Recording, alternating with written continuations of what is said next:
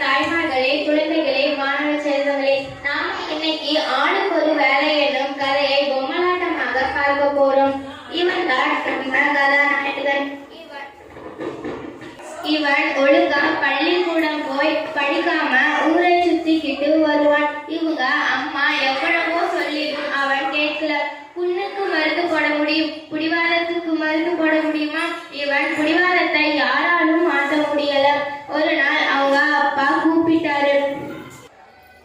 அணை உடைஞ்சு போன வெள்ளம் அழுது வராது.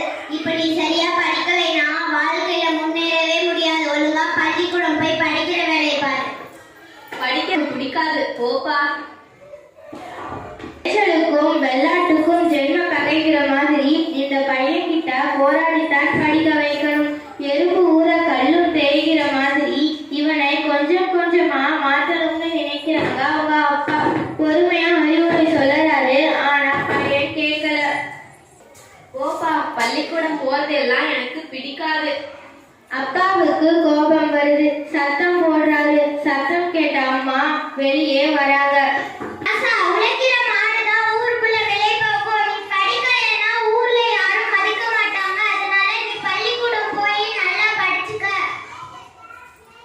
விட்டாலும் சரி, மழை விடாதுங்கிற மாதிரி அப்பா விட்டாலும் அம்மா விடமாட்டாங்க போல இருக்குன்னு நினைச்சு பையன் பள்ளிக்கூடத்துக்கு போறான்.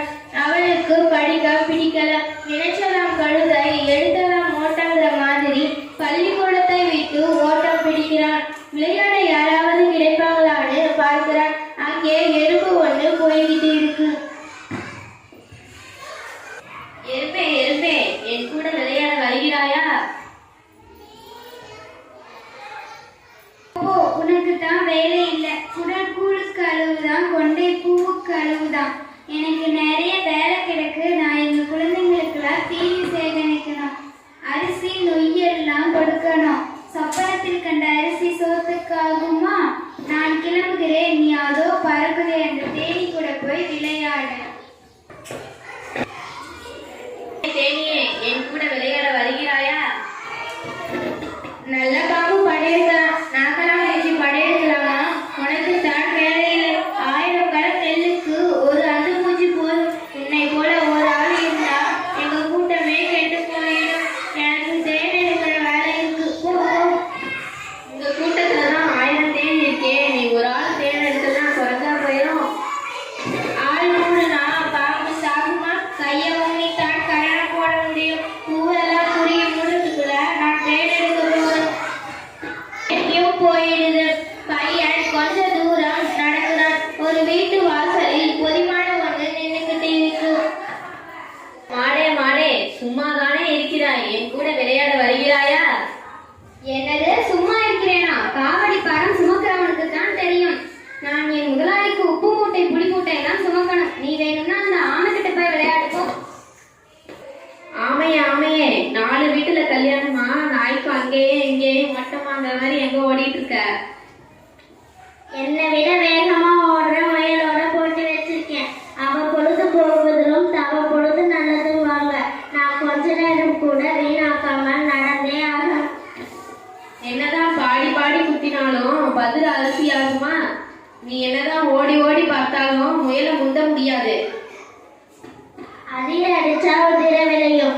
அது மாதிரி முயற்சி செஞ்சா எல்லாம் முடியும். நீ வேணும்னா அதோ அங்கே படுத்திருக்கிற முயல் கூட போய் விளையாடு. குத்துக்கல்லுக்கு என்ன இதாக இல்லாங்கிற மாதிரி கவலையே இல்லாம படுத்திருக்கிற. அகலில் விழுந்த முதலிக்கு அதுவே சொர்க்கம்னு சொல்ற மாதிரி நிழலில் படுத்து தூங்கினதுனால போன தடவை ஆமையிட தோத்து போயிட்டேன். இந்த தடவையாவது நான் முந்தியாகணும். அதனால நான் வேகமாக ஓடணும். நீ வேணும்னா அதை அங்க இருக்கிற குட்டி சேவல் கூட போய் விளையாடு. சொல்லு பாப்பா. அந்த பையன் கார்த்திகை மாசம் பிறை கண்ட மாதிரி விளையாட ஆள் கிடைச்சிருச்சுன்னு நினைச்சு அந்த குட்டி செவல் மேல ஏறி குதிச்சு குதிச்சு விளையாடுறான். அது ரொம்ப பழைய சுவர். மழையில வேற நல்லா ஊறி இருக்கு. இவன் ஏறி குதிச்சதும் பொழ பொழன்னு இடிச்சு விழுகுது. அதுல இருந்த பூச்சி எறும்பு வண்டி எல்லாம் வெளியில வருது. பாவி, நாங்களே அதை விட்டாலும் கதி இல்லை, அப்பால போனாலும் விதி இல்லைன்னு நினைச்சு தட்டி போட்ட ரொட்டிக்கு பொறுப்பு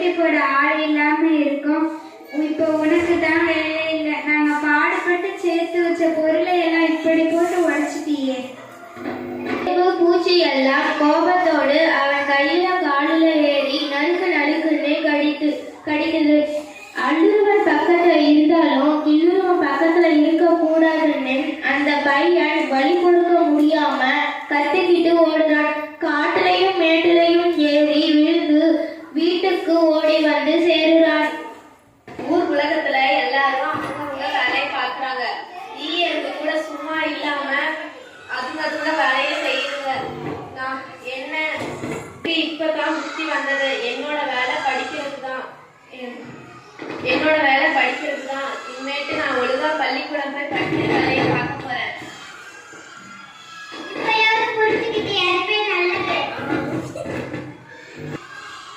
அதுக்கு பிறகு அந்த பையன் நல்லபடியா படிக்க தொடங்குகிறான். ஆளுக்கு ஒரு வேலை என்னும் எல்லாருக்கும் புரிகிற மாதிரி இத்தோடு கதை முடிகிறது. இதுவரைக்கும் பொறுமையா இருந்து பொம்மலாட்டத்தை பார்த்த உங்கள் எல்லாருக்கும்